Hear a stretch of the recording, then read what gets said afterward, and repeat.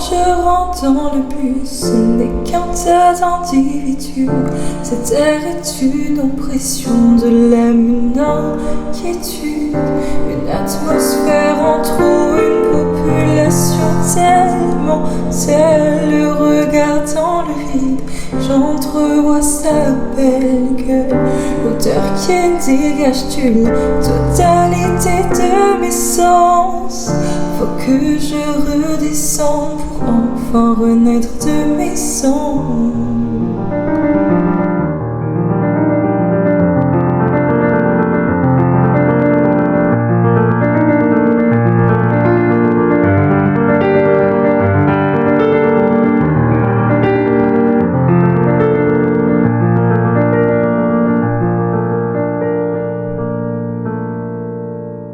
Il y a des heures qui s'éteignent, que je noie dans le rhum.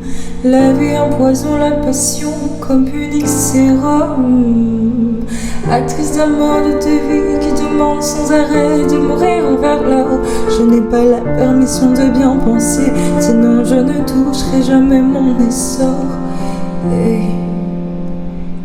Illuminé par un fragment d'air et le soleil qui vient de se coucher, je pars de chez moi tout en espérant qu'un jour mes paroles pourront les toucher. Je vise le fond du bus, prenant un ticket, 3 arrêts, la tête contre la vitre, il ne pense à rien, il semblerait. Tout d'un coup l'attention monte, nos regards ne se croiseront jamais. Je pris de quoi lire et puis je l'ai regardé de biais. Il y a de la pluie dans le regard de cet homme, il semble poétique. Je ne connais pas bien son âme héroïque, mais moi je m'en fous tant que de par la héroïne me donne le vertige. C'est comme si tout d'un coup j'étais perverti. Il n'avait pas de haine et paraissait si gentil.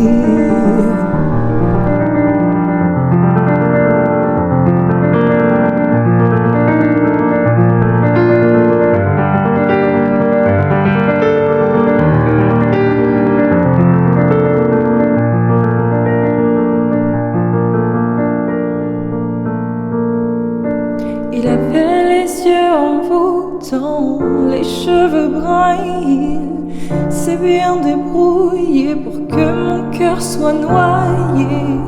Certains me traquaient, mais lui me désiraient. J'étais comme apaisée, je n'avais plus de tracas. Puis quand je suis descendue, j'ai tout supprimé d'un trait.